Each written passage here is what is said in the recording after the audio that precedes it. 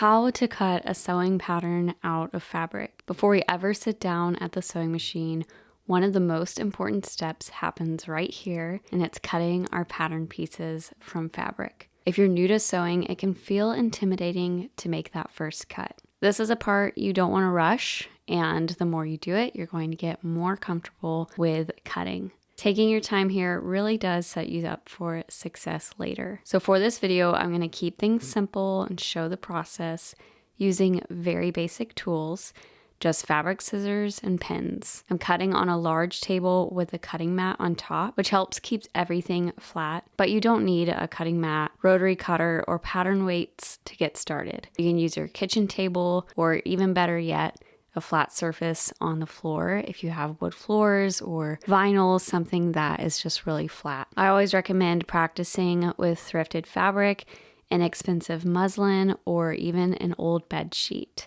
This is a great way to get comfortable with cutting without the pressure of using that good fabric that you invested in. Before cutting, you want to prepare your fabric. So first you'll wash and dry your fabric, and then you will press it all.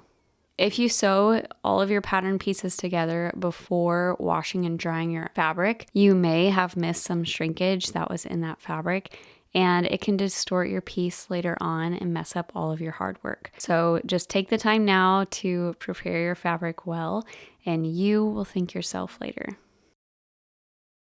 So after your fabric is washed, dried, and ironed, lay your fabric out on a large flat surface.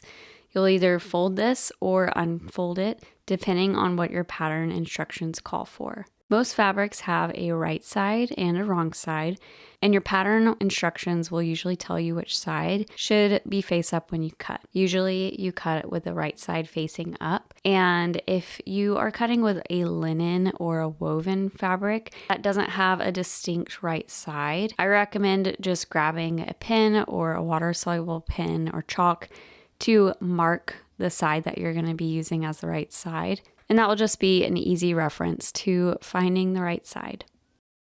If your pattern piece says on the fold or cut to mirrored, you'll want to fold your fabric to the width of the pattern piece. Mirrored simply means cutting two pieces that are opposite to one another, like a left and a right.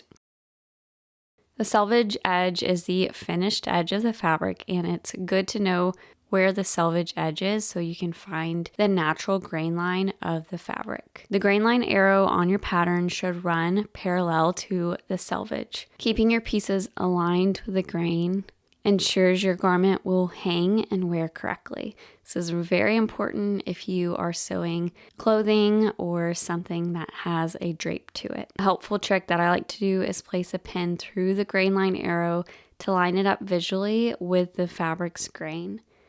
If you're working with stripes or a directional print, make sure everything stays aligned when you fold the fabric. Smooth everything out and double check that it is lying flat, so don't stretch the fabric or anything that could distort your pieces.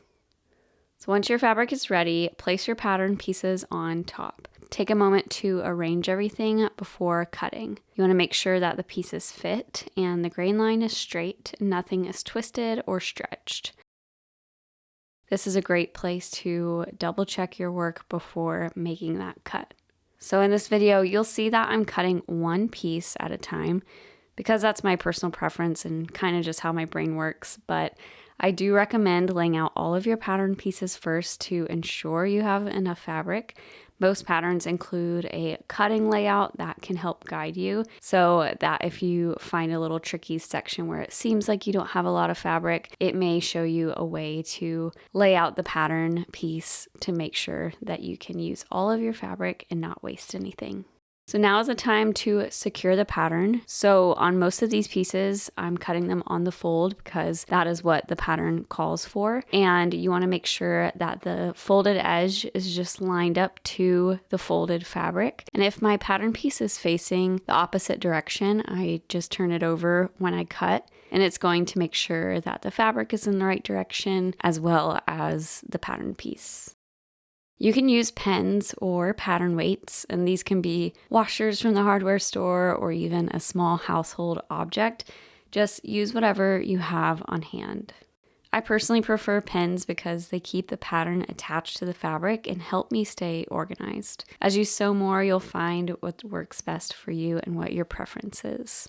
When you are ready to cut, use sharp fabric scissors and keep them flat against the table or the surface that you're cutting on.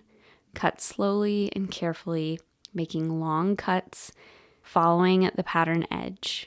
This doesn't have to be perfect, just stay close to the pattern line as possible. Most patterns include the seam allowance, so cut on the line, not outside of it. And try not to cut the paper just so you can keep the integrity of the pattern for later on when you use it again. So as you cut, pay attention to any markings on the pattern, and you want to transfer these markings to the fabric. So if it is a notch, which are these little triangles, I'm just going to use my scissors and create a small little snip that will indicate certain things for lining up the fabric later on, or sometimes the notches indicate whether it's the front piece or the back piece, or maybe there is a dot and I can transfer this using a chalk or a water-soluble marker, and these are important for alignment later on. Just take note of what is on your pattern piece and transfer these markings now because it can get a little confusing later on if you forget.